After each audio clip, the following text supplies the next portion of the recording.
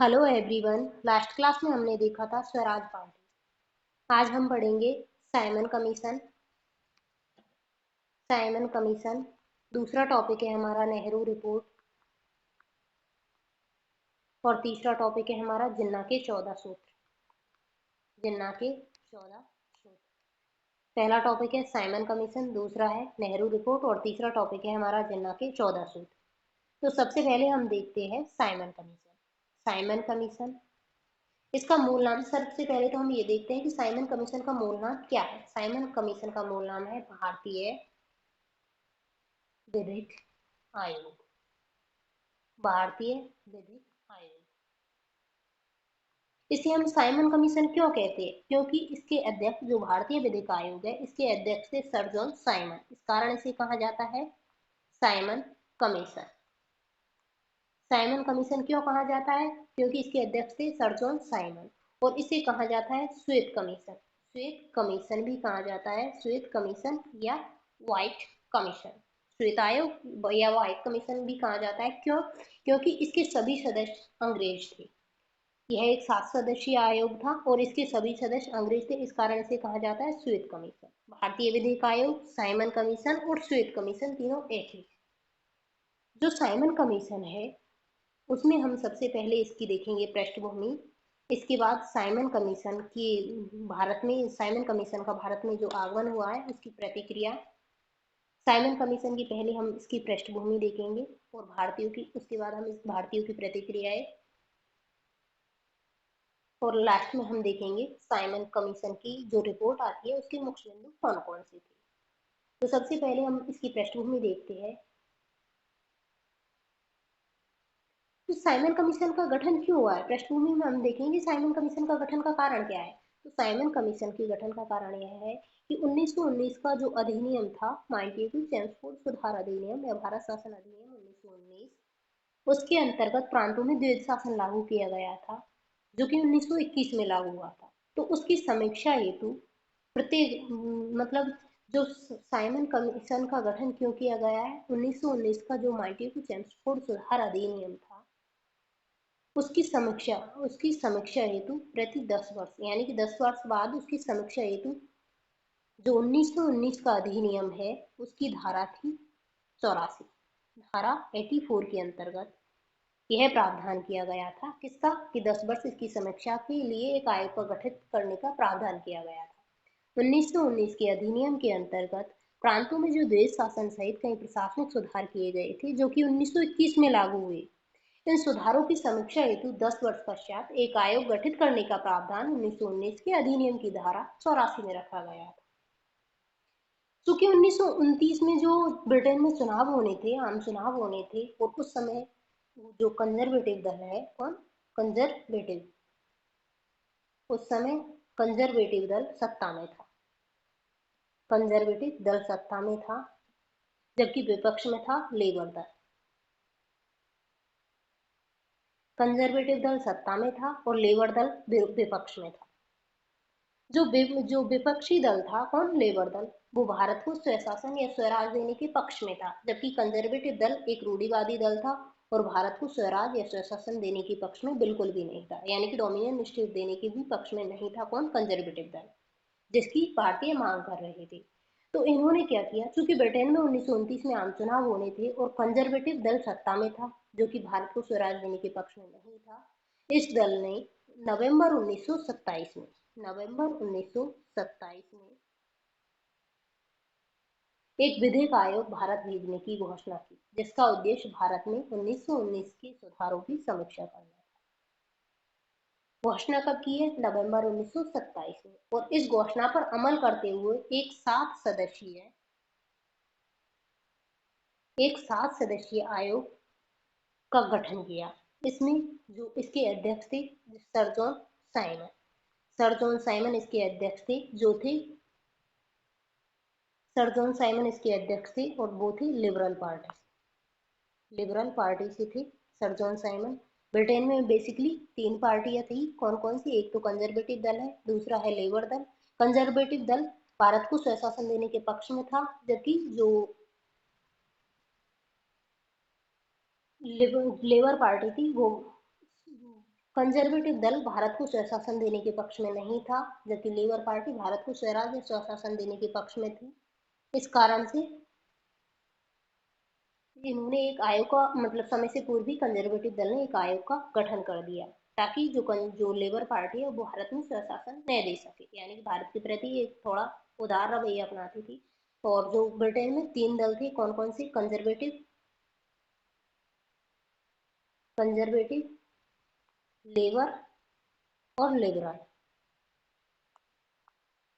और जो liberal party थी वो मध्यम मार्गीय रास्ता अपनाती थी। कंजर्वेटिव रूढ़िवादी दल था और जो लेबर पार्टी थी वो उदारवादी थी, जबकि लिबरल पार्टी मध्यम मार्गी पार्टी थी। तो इसके अध्यक्ष कौन थे? Sir John Simon. जबकि हैरी लॉसन, हॉवार्ड फॉक्स और कैडगन ये थे कंजर्वेटिव दल से 4 सदस्य थे। कौन कौन?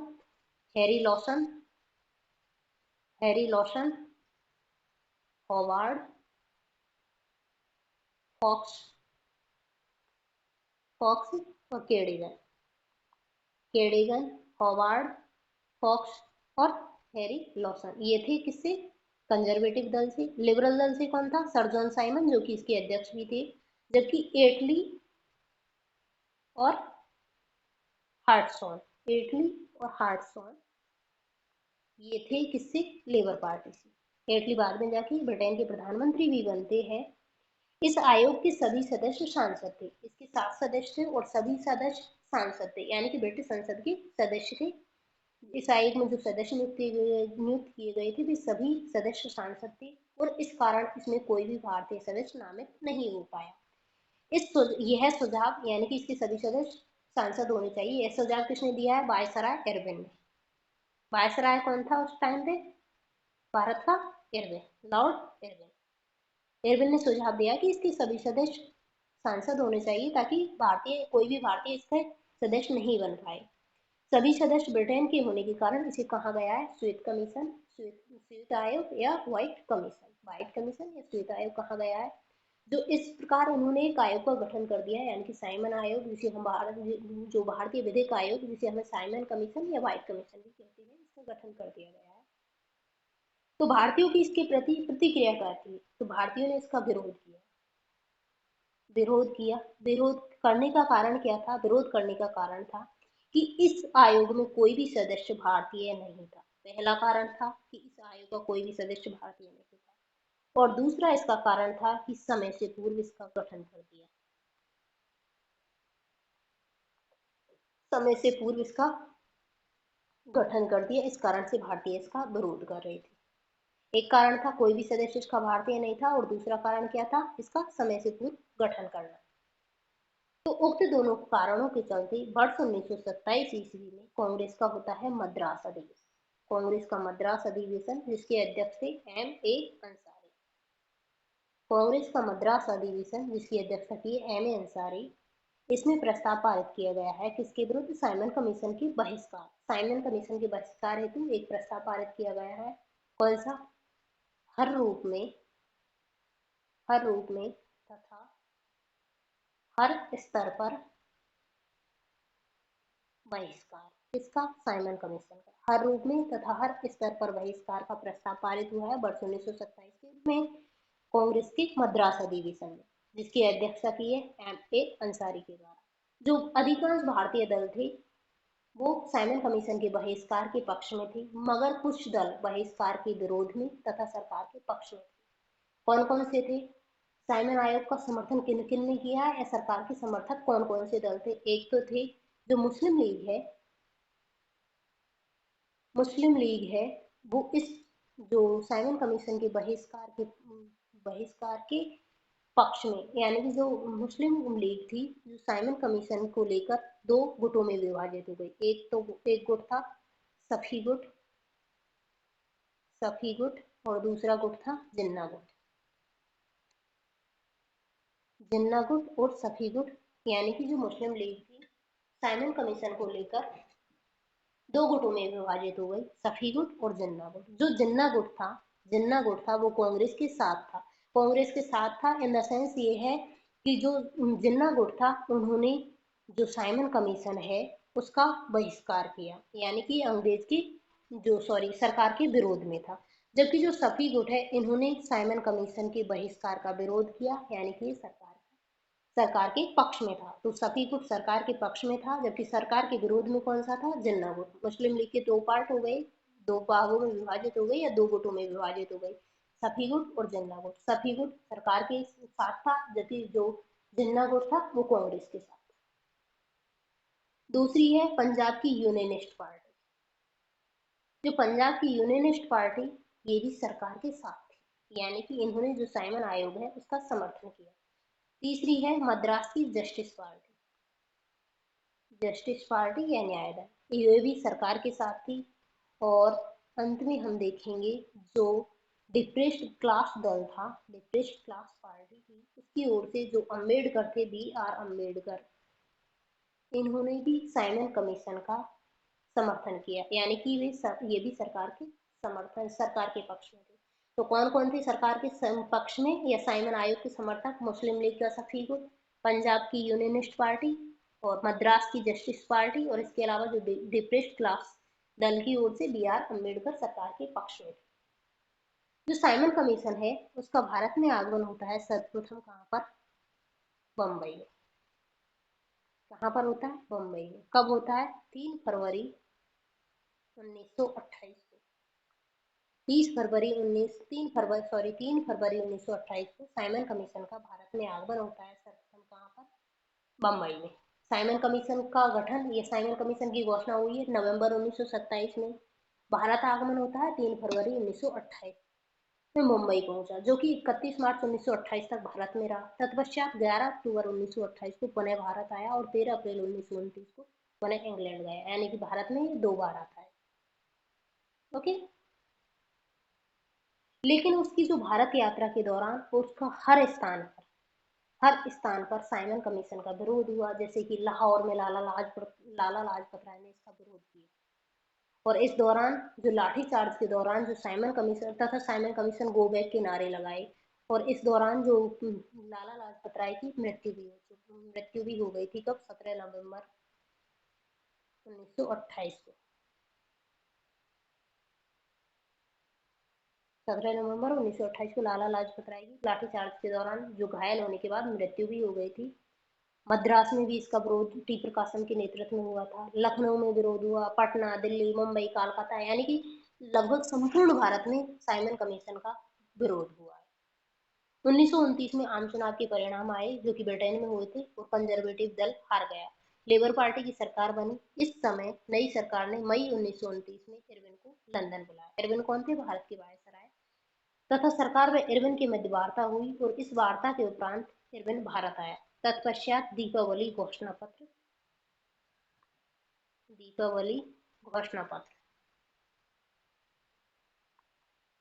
क्या तत्पश्चात दीपावली घोषणा पत्र जारी करके इरविन ने कहा कि जो साइमन की जो रिपोर्ट प्रकाशित होने के बाद साइमन कमीशन आया है, उसकी जो रिपोर्ट प्रकाशित होने के बाद लंदन में इस पर चर्चा करने हेतु एक गोलमेज सम्मेलन बुलाया जाएगा, और जिसमें भारतीय प्रतिनिधित्व को भी चर्चा का मौका दिया जाएगा।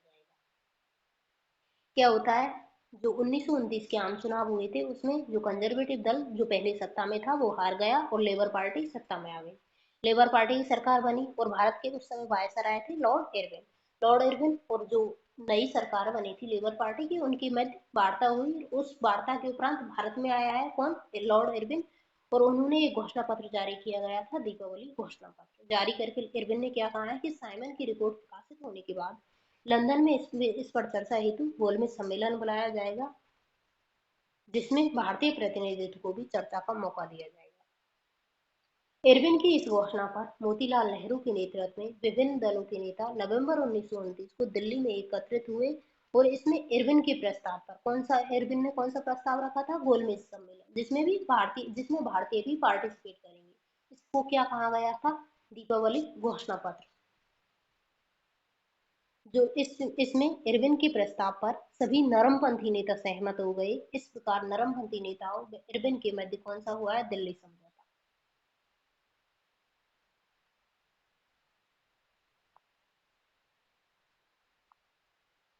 ध्यान रखना, पहले साइमन कमीशन की घोषणा की जाती है। उसके साइमन कमीशन का भारत आगमन होता है 3 फरवरी 1928 को।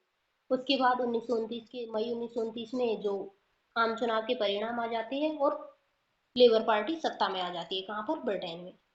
इरविन और सरकार के मध्य वार्ता होती है और उसके बाद जारी होता है कौन सा? दीपावली घोषणा पत्र। दीपावली घोषणा पत्र में क्या कहा है कि साइमन की रिपोर्ट प्रकाशित होने के बाद लंदन में इस पर चर्चा हेतु एक गोलमेज सम्मेलन बुलाया जाएगा और इसमें भारतीय प्रतिनिधित्व को भी मौका दिया जाएगा।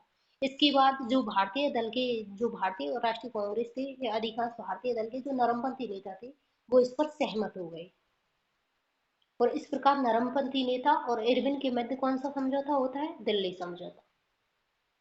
दिल्ली समझौता। पहले तो दीपावली घोषणा पत्र जारी होता है और उसके बाद होता है दिल्ली समझौता। दिल्ली समझौता किन किन के मध्य होता है? नरमपंथी नेता और लॉर्ड इरविन के मध्य। लेकिन इस पर जो सुभाष चंद्र बोस है उसने हस्ताक्षर नहीं किए और जो जवाहरलाल नेहरू है, जवाहरलाल नेहरू ने इस पर हस्ताक्षर कर दिए। लेकिन बाद में क्या किया? इन्होंने अपना समर्थन वापस ले लिया क्योंकि उन्होंने कहा कि मैं भारतीय स्वतंत्रता लीग का अध्यक्ष होने के नाते स्वशासन पर सहमत नहीं हो सकता। ये देखिए हमने भारतीयों की प्रतिक्रिया। सबसे पहले हमने इसकी पृष्ठभूमि देखी, उसके बाद भारतीयों ने इसकी प्रति क्या प्रतिक्रिया हुई है। अंत में हम देखते हैं इस रिपोर्ट के प्रमुख बिंदु।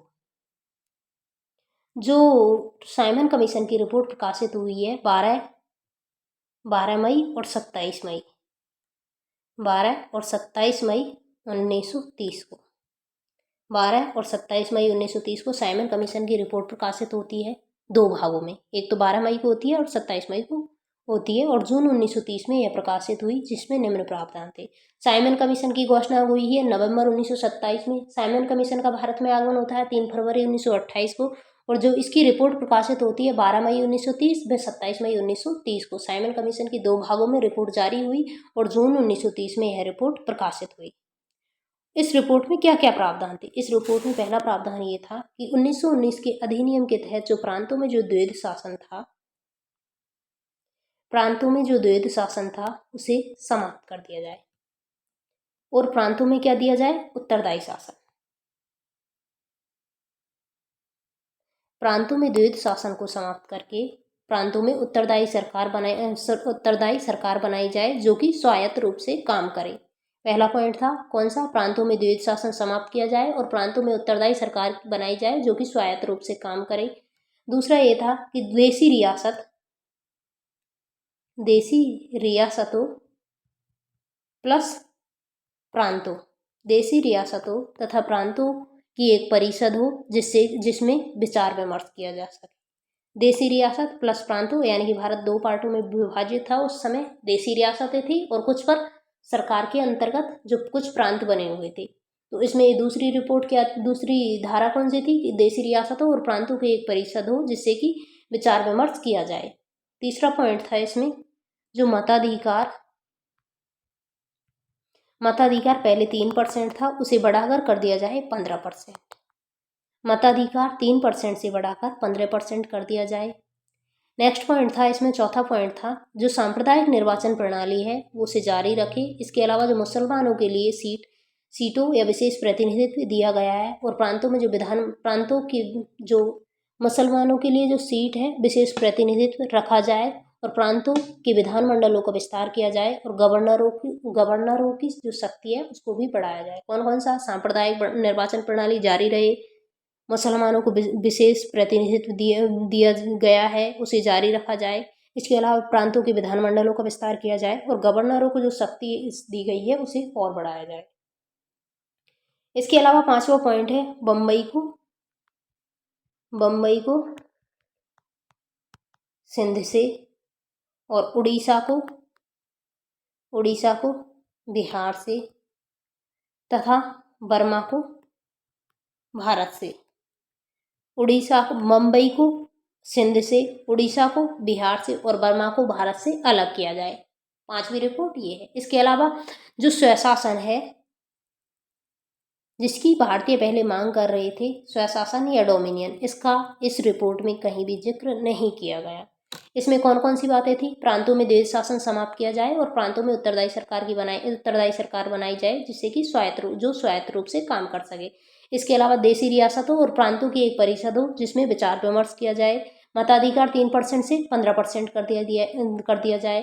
सांप्रदायिक निर्वाचन प्रणाली का विस्तार हो, यानी कि जारी रखी जाए। इसके अलावा मुसलमानों के लिए विशेष प्रतिनिधित्व हो, प्रांतों के विधानमंडलों का विस्तार किया जाए और गवर्नरों की शक्तियों को बढ़ाया जाए।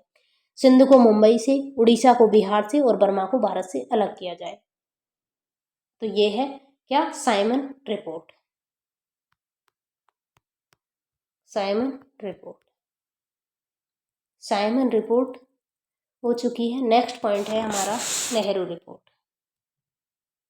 नेहरू रिपोर्ट, नेहरू रिपोर्ट में सबसे पहले हम इसकी पृष्ठभूमि, उसके बाद इसमें कौन कौन से प्रावधान थे नेहरू रिपोर्ट में, और लास्ट में हम देखेंगे प्रतिक्रिया। प्रतिक्रिया, सबसे पहले हमने क्या पढ़ा है, साइमन कमीशन। अब हम देख रहे हैं क्या पढ़ रहे हैं, नेहरू रिपोर्ट। नेहरू रिपोर्ट में सबसे पहले इसकी पृष्ठभूमि, उसके बाद जो नेहरू रिपोर्ट के प्रमुख प्रावधान कौन से थे, लास्ट में हम देखेंगे इसकी प्रतिक्रिया क्या हुई। तो पृष्ठभूमि में हम पढ़ेंगे,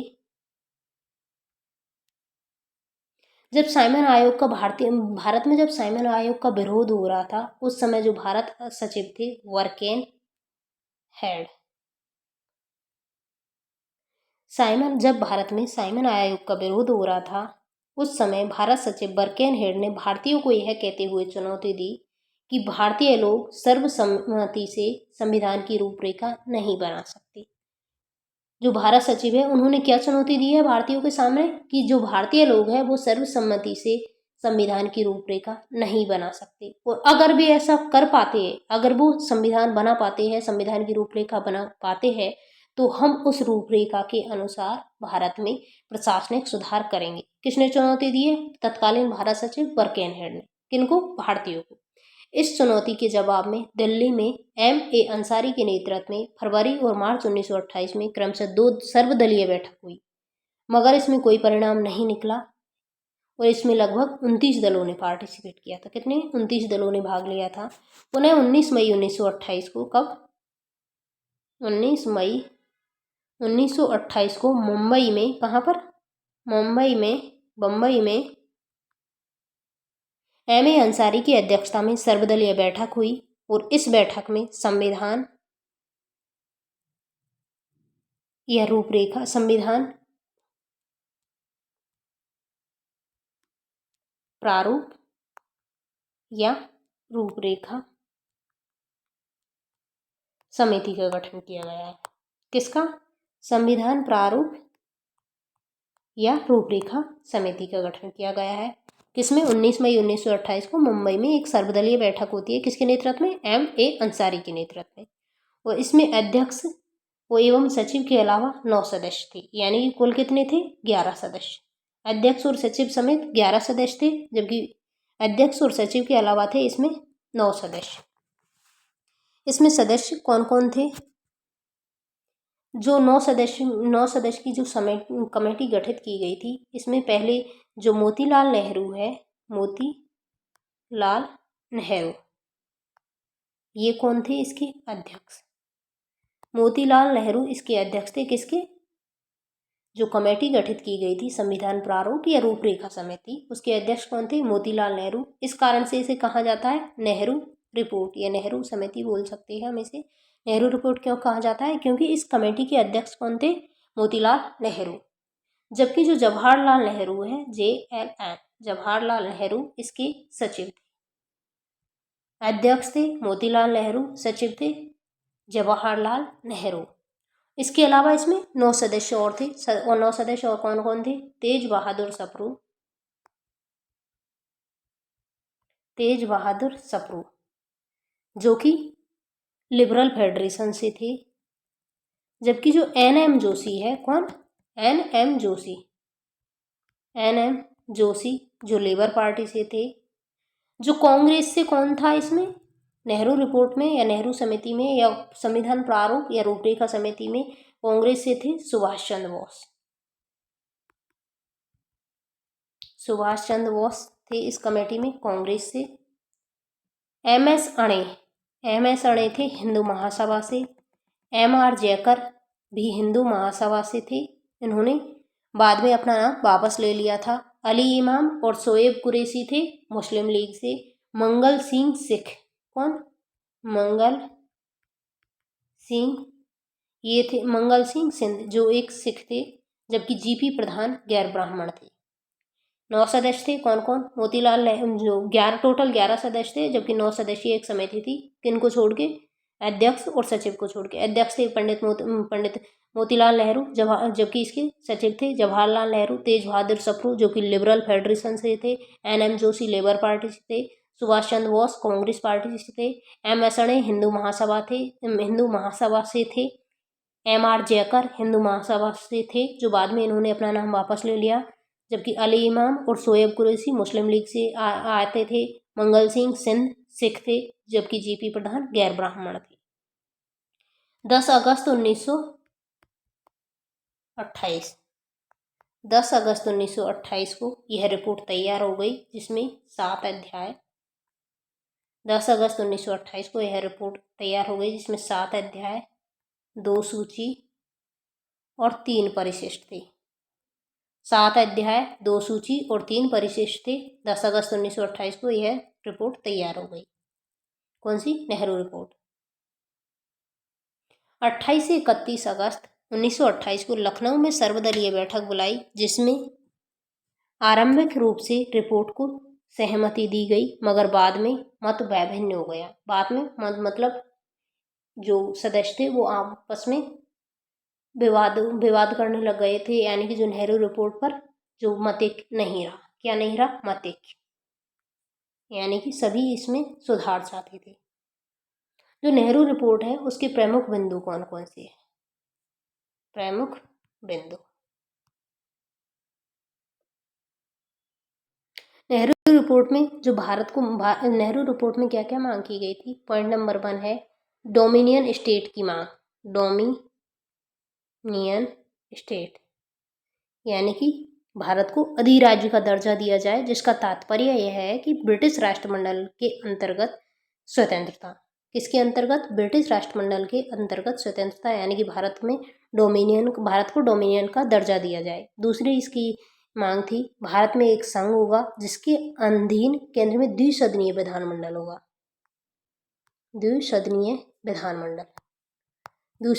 भारत में एक संघ होगा जिसके अधीन केंद्र में द्विसदनीय विधानमंडल होगा और मंत्रिमंडल इस सदन के प्रति उत्तरदायी होगा। इसके अलावा जो द्वैध शासन समाप्त किया जाए। क्या? जो प्रांतों में 1919 के अधिनियम के तहत जो द्वैध शासन है उसे समाप्त किया जाए। जो प्रावधान किसमें भी था? साइमन कमीशन में भी था। प्रांतों में द्वैध शासन नहीं होगा। इसके अलावा जो गवर्नर जनरल है केवल संवैधानिक प्रमुख होगा, जैसे वर्तमान में राष्ट्रपति है। तो इन्होंने एक क्या प्रावधान था इसमें? एक गवर्नर जनरल केवल संवैधानिक प्रमुख होगा, जिसकी शक्तियां ब्रिटिश शाही ताज के समान होगी। इसके अलावा जो सांप्रदायिक निर्वाचन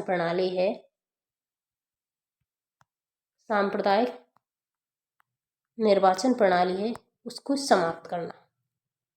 सांप्रदायिक निर्वाचन पद्धति नहीं होगी। इसके अलावा नागरिकता की परिभाषा दी गई और जो मूल अधिकार है 19 मूल अधिकार रखे गए। 19 मूल अधिकार व नागरिकता की परिभाषा दी गई है। इसमें एक प्रावधान इसमें यह था। इसके अलावा जो सर्वोच्च न्यायालय की स्थापना की जाए, जिसके अधिकार संसद द्वारा निर्धारित किए जाए। इसके अलावा सार्वभौमिक वयस्क मताधिकार का प्रावधान। सार्वभौमिक वयस्क मताधिकार, और जो सार्वभौमिक वयस्क मताधिकार है इसकी उम्र रखी गई थी 21 वर्ष, वर्तमान में है 18 वर्ष। जबकि सार्वभौमिक वयस्क मताधिकार का प्रावधान जिसमें की उम्र 21 वर्ष रखी गई, इसका प्रावधान रखा गया। सिंध को मुंबई प्रांत से अलग कर एक नया प्रांत बनाने की सिफारिश की गई, जो कि साइमन कमीशन में भी थी। भाषाई आधार पर प्रांतों की गठन की सिफारिश। भाषाई आधार पर प्रांतों के गठन की सिफारिश की गई। इसके अलावा स्त्री और पुरुषों को समान अधिकार की बात की गई और जो अवशिष्ट शक्तियां हैं वो केंद्र के पास होनी चाहिए। जो अवशिष्ट शक्तियां हैं किसके पास होनी चाहिए? केंद्र के पास। तो ये रिपोर्ट है कौन सी? नेहरू रिपोर्ट। नेहरू रिपोर्ट में कौन कौन से प्रावधान रखे गए हैं? भारत को अधिराज्य का दर्जा दिया जाए। इसके अलावा भारत एक संघ होगा, भारत में एक संघ होगा जिसके अधीन केंद्र में द्विसदनीय विधानमंडल होगा और मंत्रिमंडल इस सदन के प्रति उत्तरदायी होगा। प्रांतों में द्विध शासन नहीं होना चाहिए, यानी कि द्विध शासन की समाप्ति। इसके अलावा गवर्नर जनरल केवल संवैधानिक प्रमुख होगा और जिसकी शक्तियां ब्रिटिश शाही ताज के समान होगी।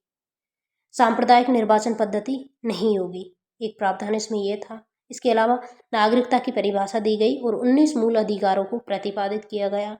एक सर्वोच्च न्यायालय की स्थापना की जाए और जिसके अधिकार किसके द्वारा निर्धारित हो, संसद के द्वारा। सार्वभौमिक वयस्क मताधिकार की व्यवस्था की जाए और सार्वभौमिक वयस्क मताधिकार के तहत जो उम्र सीमा कितनी थी, 21। सिंध को मुंबई प्रांत से अलग कर कर एक नया प्रांत बनाने की सिफारिश की गई। इसके अलावा भाषाई आधार पर प्रांतों के गठन की सिफारिश की गई और स्त्री और पुरुष दोनों को समान अधिकार की मांग की गई और अवशिष्ट शक्तियां किसके पास होनी चाहिए, केंद्र के पास। जो जिन्ना इसमें सुधार चाहते थे, सुधार कौन कौन से चाहते थे, जो अवशिष्ट शक्तियां केंद्र के पास हो वो अवशिष्ट शक्तियां जिन्ना प्रांतों को देना चाहते थे। और जो सांप्रदायिक निर्वाचन पद्धति जो नेहरू रिपोर्ट में कहा गया कि नहीं होनी चाहिए, जबकि जो जिन्ना इसको बढ़ावा देना चाहते थे। अंत में हम इसकी देखते हैं प्रतिक्रिया। जो नेहरू रिपोर्ट बनाई गई है उसकी प्रतिक्रिया क्या हुई। जो नेहरू रिपोर्ट है उसमें उसका जो जवाहरलाल नेहरू, सुभाष चंद्र बोस, श्रीनिवास अयंगर ये इससे असहमत हुए।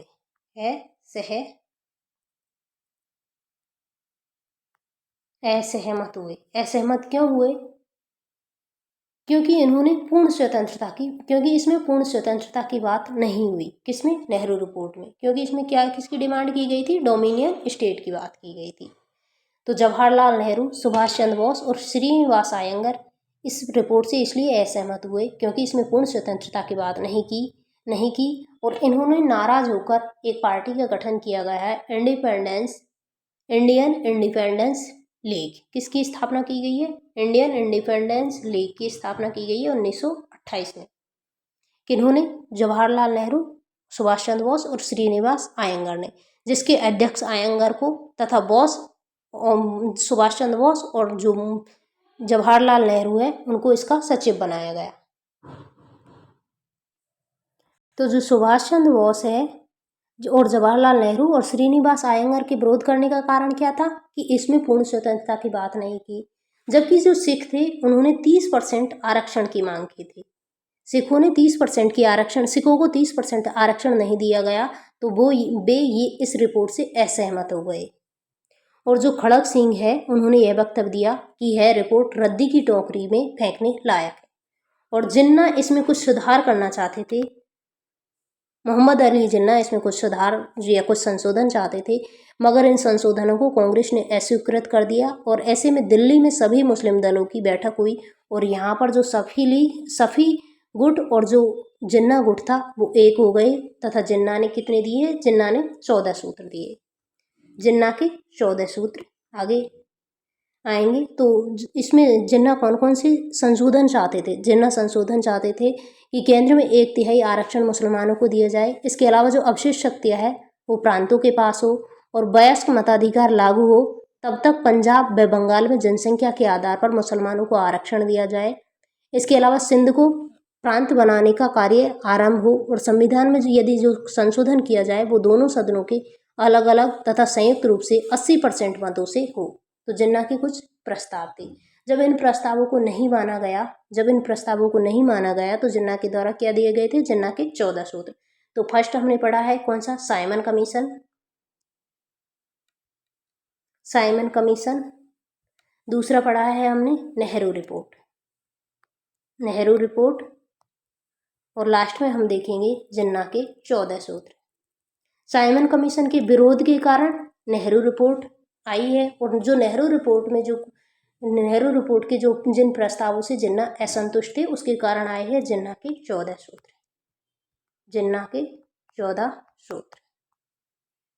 तो जिन्ना के जो 14 सूत्र है वो रखे हैं मार्च 1929 में।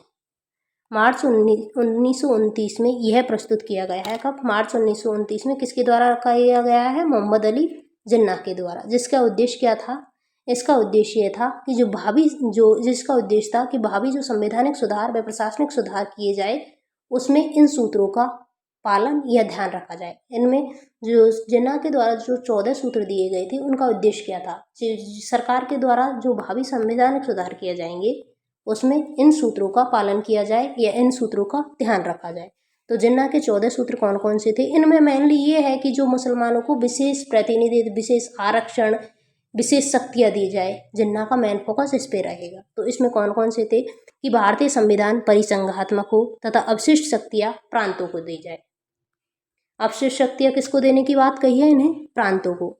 सभी प्रांतों को एक समान स्वायत्तता दी जाए। इसके अलावा सभी विधानमंडलों तथा निर्वाचित निकायों में अल्पसंख्यकों को पर्याप्त प्रतिनिधित्व हो। जिन्ना की तीसरी डिमांड ये है। चौथी डिमांड ये है कि केंद्रीय विधानमंडल में मुसलमानों का प्रतिनिधित्व 1/3 से कम नहीं हो। केंद्रीय विधानमंडल में मुसलमानों का प्रतिनिधित्व 1/3 से कम नहीं हो। इसके अलावा जो सांप्रदायिक समूहों के प्रतिनिधित्व हेतु पृथक निर्वाचन मंडल की व्यवस्था बनी रहनी चाहिए। किसकी? पृथक निर्वाचन मंडल की व्यवस्था बनी हो। इसके अलावा जो उत्तर पश्चिमी सीमा प्रांत है तथा बंगाल और पंजाब में कोई क्षेत्रीय बदलाव मुस्लिम बहुमत को प्रभावित नहीं करे।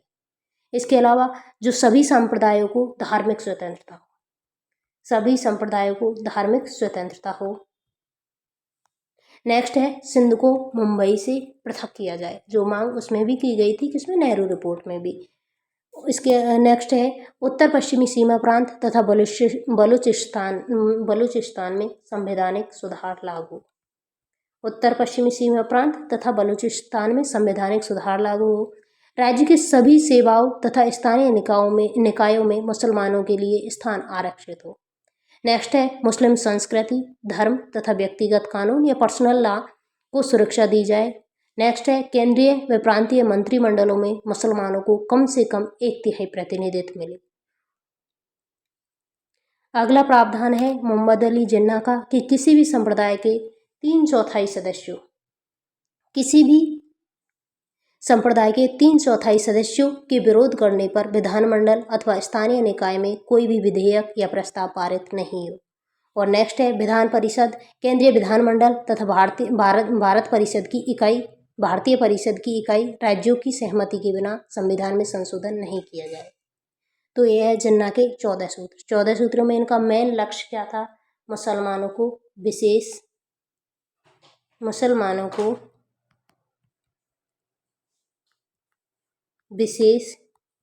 के लिए विशेष व्यवस्था करना। ये किसका है? जिन्ना के 14 सूत्रों का उद्देश्य। तो आज हमने क्या क्या पढ़ा है? साइमन कमीशन, नेहरू रिपोर्ट और जिन्ना के 14 सूत्र। साइमन कमीशन क्यों है? 1919 के अधिनियम के अंतर्गत जो प्रशासनिक सुधार है उनकी समीक्षा हेतु जो 1919 के अधिनियम में धारा 84 की गई थी, इसमें प्रावधान किया गया था कि 10 वर्ष पश्चात इनकी समीक्षा हेतु, यानी कि 1919 के जो प्रशासनिक सुधार है उनकी समीक्षा हेतु एक आयोग गठित करने का प्रावधान किया गया था। और इस हेतु नवंबर 1927 में, कब? नवंबर 1927 में भारतीय विधिक आयोग का गठन किया गया। इसके अध्यक्ष थे सर जॉन साइमन। इस कारण से साइमन आयोग कहा गया है। और इसे श्वेत कमीशन क्यों कहा गया है? क्योंकि इसके सभी सदस्य ब्रिटिश थे। इसका भारतीयों ने विरोध किया। विरोध का कारण ये था कि इसमें कोई भी सदस्य भारतीय नहीं था और इसके अलावा इसका गठन समय से पूर्व कर दिया गया। और उक्त दोनों कारणों के चलते 1927 में कांग्रेस का होता है मद्रास अधिवेशन, जिसके अध्यक्ष होते हैं एम ए अंसारी। इन्होंने जो कांग्रेस का मद्रास अधिवेशन है, इसमें एक प्रस्ताव पारित किया गया। कौन सा? कि जो साइमन कमीशन है उसका हर रूप में तथा हर स्तर पर बहिष्कार किया जाए।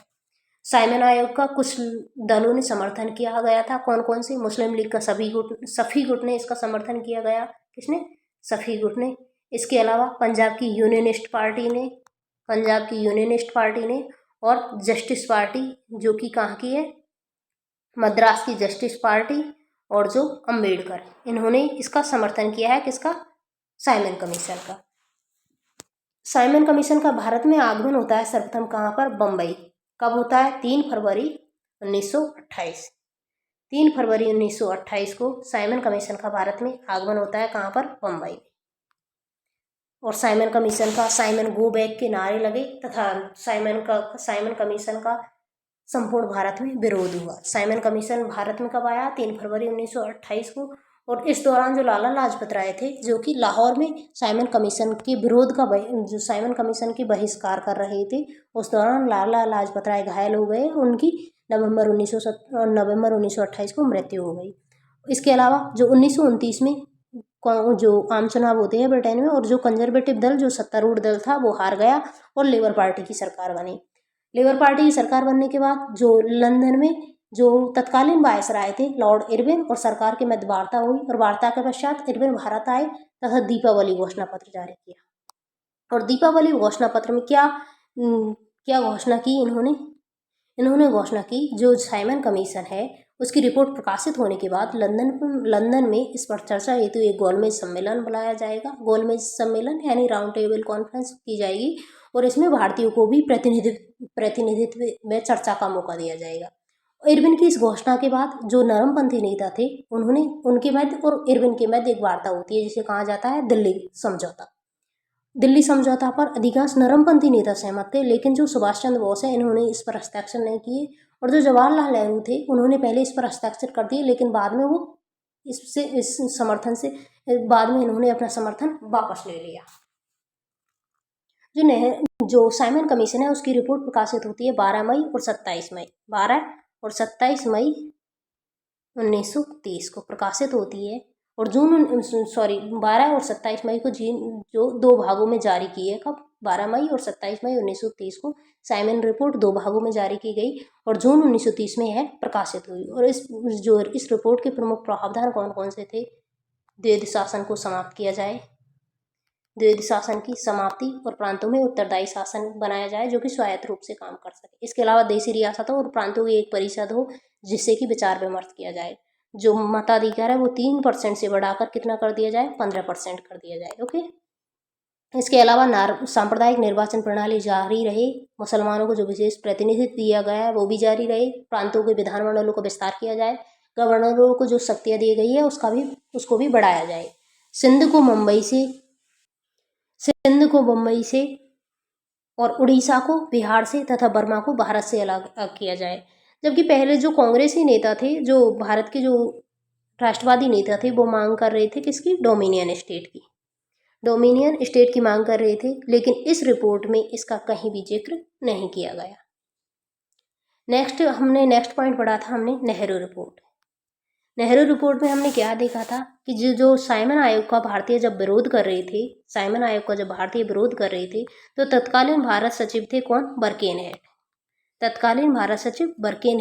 उन्होंने भारतीयों को एक चुनौती क्या दी थी कि भारतीय लोग सर्वसम्मति से कोई संविधान की कोई रूपरेखा नहीं बना सकते, और अगर वो ऐसा कर पाते, और जिस पर सर्वसम्मति से अगर वो सर्वसम्मति से ऐसा कर पाते हैं, या कि अगर वो ऐसी रूपरेखा बना पाते हैं जिस पर सभी दल सहमत हो, तो हम उसके अनुसार भारत में प्रशासनिक सुधार करेंगे। किसने चुनौती दी है? तत्कालीन भारत सचिव बर्केनहेड ने।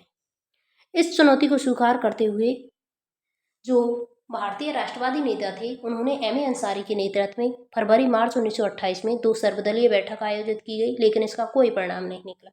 लेकिन बाद में मुंबई में, कहाँ पर? बम्बई में 19 मई 1928 को M.A. अंसारी की अध्यक्षता में सर्वदलीय बैठक हुई, और इस जो सर्वदलीय बैठक है, इसमें संविधान प्रारूप या रूपरेखा कमेटी का गठन किया गया, यानी कि संविधान प्रारूप कहो या रूपरेखा समिति का गठन किया गया। संविधान प्रारूप या रूपरेखा समिति का गठन कब किया गया? 19 मई 1928 को मुंबई में M.A. अंसारी की अध्यक्षता में एक सर्वदलीय बैठक हुई। उसमें क्या डिसीजन निकाला है? संविधान की प्रारूप या रूपरेखा समिति का गठन किया गया, और इसमें अध्यक्ष और सचिव के अलावा, इसके अध्यक्ष कौन थे? मोतीलाल नेहरू, जबकि इसके सचिव कौन थे? जवाहरलाल नेहरू। इनके अलावा कितने सदस्य थे? 9 सदस्य थे।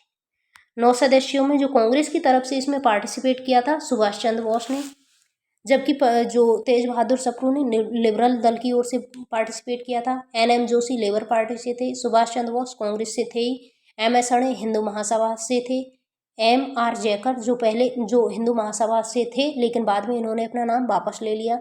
अली इमाम और शोएब कुरैशी मुस्लिम लीग से थे। मंगल सिंह सिंध जो सिख थे। जीबी प्रधान गैर ब्राह्मण थे। इस रिपोर्ट के प्रमुख प्रावधान या प्रमुख बातें किस प्रकार से कौन कौन सी थी? इसमें अधिराज्य यानी कि डोमिनियन स्टेट की मांग की गई। डोमिनियन स्टेट की मांग की गई। इसके अलावा भारत में एक संघ होगा जिसके अधीन केंद्र में द्विसदनीय विधानमंडल की बात की। द्विसदनीय विधानमंडल की बात की गई और जिसमें मंत्रिमंडल इस सदन के प्रति उत्तरदायी होगा। प्रांतों में द्वैध शासन की समाप्ति का प्रावधान रखा गया। गवर्नर जनरल केवल संवैधानिक प्रमुख होगा और जिसकी शक्तियां केवल ब्रिटिश शाही ताज के समान होगी। इसके अलावा जो सांप्रदायिक निर्वाचन पद्धति है उसको समाप्त किया जाए। सर्वोच्च न्यायालय की स्थापना की जाए और जिसके अधिकार किसके द्वारा निर्धारित किए जाए? संसद के द्वारा। सार्वभौमिक वयस्क मताधिकार जिसकी उम्र रखी गई, जिसकी उम्र का प्रावधान कितना था? 21 वर्ष की व्यवस्था की जाए। भाषाई आधार पर प्रांतों के गठन की सिफारिश की गई। स्त्री पुरुष समान अधिकार की बात की गई और अवशिष्ट शक्तियां किनके पास होनी चाहिए? केंद्र के पास। इसकी प्रतिक्रिया क्या हुई? इसकी प्रतिक्रिया ये हुई कि जवाहरलाल नेहरू, सुभाष चंद्र बोस और श्रीनिवास अय्यंगार ने इस रिपोर्ट का इसलिए विरोध किया। विरोध का कारण क्या था? क्योंकि ये पूर्ण स्वतंत्रता चाहते थे, जबकि इसमें डिमांड किसकी की गई है? किसका प्रावधान रखा गया है? डोमिनियन स्टेट का।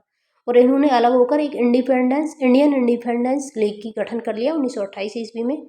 इसके अध्यक्ष बने थे अय्यंगार इसके अध्यक्ष थे, जबकि नेहरू और बोस इसके सचिव थे। जो सिखों ने इसका इसलिए विरोध किया था क्योंकि सिख चाहते थे 30% आरक्षण। इस कारण इसका सिखों ने विरोध किया और सिख नेता थे एक कौन? खड़ग सिंह ने इसके बारे में कहा कि यह रिपोर्ट रद्दी की टोकरी में फेंकने योग्य है। जिन्ना इससे सहमत थे क्योंकि इसमें कुछ संशोधन करवाना चाहते थे। कौन से? कि केंद्र में 1/3 आरक्षण मुसलमानों को हो। इसके अलावा जो अवशिष्ट शक्ति है वो प्रांतों के पास हो और जो वयस्क मताधिकार लागू हो तब तक पंजाब और बंगाल में जनसंख्या के आधार पर मुसलमानों को आरक्षण दिया जाए और सिंध को प्रांत बनाने का कार्य आरंभ हो। इसके अलावा संविधान संशोधन दोनों सदनों के अलग अलग तथा संयुक्त रूप से 80% मतों से हो। ये संशोधन चाहते थे कौन? जिन्ना, जिसको कहा जाता है क्या? दिल्ली प्रस्ताव। जबकि दिल्ली समझौता क्या था? जो नरमपंथी नेता थे और इरविन के मध्य जो समझौता हुआ है उसे दिल्ली समझौता है। जबकि दिल्ली प्रस्ताव में क्या है? जिन्ना ने कुछ, जो नेहरू रिपोर्ट के बाद जिन्ना के द्वारा जो कुछ संशोधन रखे जाते हैं उसे कहा जाता है दिल्ली प्रस्ताव। मगर इन संशोधनों को कांग्रेस ने अस्वीकृत कर दिया और ऐसे में दिल्ली में सभी मुस्लिम दलों की एक बैठक हुई और जहां पर जो सफी गुट और जो जिन्ना गुट था, जो कि किस पर अलग हुए थे? गुटों में इनका विभाजन कब हुआ था? साइमन कमीशन के आगमन पर। ओके, ये दोनों गुट एक हो गए तथा जिन्ना के द्वारा 14 सूत्र दिए गए। जिन्ना के द्वारा 14 सूत्र कब दिए गए हैं? मार्च 1929 में। मार्च 1929 में जिन्ना के द्वारा 14 सूत्र दिए गए, जिसका उद्देश्य क्या था? जिनका उद्देश्य, जो जिन्ना के द्वारा जो 14 सूत्र दिए जाते हैं उनका उद्देश्य है भावी संवैधानिक या प्रशासनिक जो सुधार किए जाएंगे उनमें इन सूत्रों का ध्यान रखा जाए। यानी कि सरकार को एक प्रकार से रूपरेखा दी गई थी कि यदि सरकार कोई संवैधानिक सुधार करे या प्रशासनिक सुधार करे तो इन बिंदुओं को ध्यान में रखा जाए। जिन्ना के 14 सूत्र में कौन कौन से थे? कि भारत परिसंघात्मक हो और जो अवशिष्ट शक्तियां है वो किनके पास हो? प्रांतों के पास। जबकि नेहरू रिपोर्ट में इसके किसके पास रखा जाए? संघ के पास। मतलब नेहरू रिपोर्ट में क्या कहा गया था कि जो अवशिष्ट शक्तियां है वो किनके पास रखी जाए? संघ के पास। नेक्स्ट बिंदु था इसमें सभी प्रांतों को एक समान स्वायत्ता हो, सभी विधानमंडलों तथा निर्वाचन निकायों में अल्पसंख्यकों का पर्याप्त प्रतिनिधित्व हो, केंद्रीय विधानमंडलों में मुसलमानों का प्रतिनिधित्व 1/3 से कम न हो। नेक्स्ट है सांप्रदायिक समूहों के प्रतिनिधित्व हेतु पृथक निर्वाचन मंडल की व्यवस्था बनी हो। इसके अलावा उत्तर पश्चिमी सीमा प्रांत बंगाल तथा पंजाब को कोई क्षेत्रीय बदलाव मुस्लिम बहुमत को प्रभावित न कर सके। सभी संप्रदायों को धार्मिक स्वतंत्रता हो। सिंध को मुंबई से पृथक किया जाए। उत्तर पश्चिमी सीमा प्रांत तथा बलूचिस्तान में संवैधानिक सुधार हो। राज्य की सभी सेवाओं तथा स्थानीय निकायों में मुसलमानों के लिए स्थान आरक्षित हो। मुस्लिम संस्कृति, धर्म तथा व्यक्तिगत कानून, जिसे कहते हैं पर्सनल लॉ, को सुरक्षा दी जाए। इसके अलावा केंद्रीय और प्रांतीय मंत्रिमंडलों में मुसलमानों को कम से कम 1/3 प्रतिनिधित्व मिले। नेक्स्ट है, किसी संप्रदाय के 3/4 सदस्यों के विरोध करने पर विधानमंडल अथवा स्थानीय निकायों में कोई विधेयक या प्रस्ताव पारित न हो। और अंतिम है, केंद्रीय विधानमंडल तथा भारतीय परिषद की इकाई राज्यों की सहमति के बिना संविधान में कोई भी संशोधन लागू नहीं किया जाए। तो ये है जिन्ना के 14 सूत्र।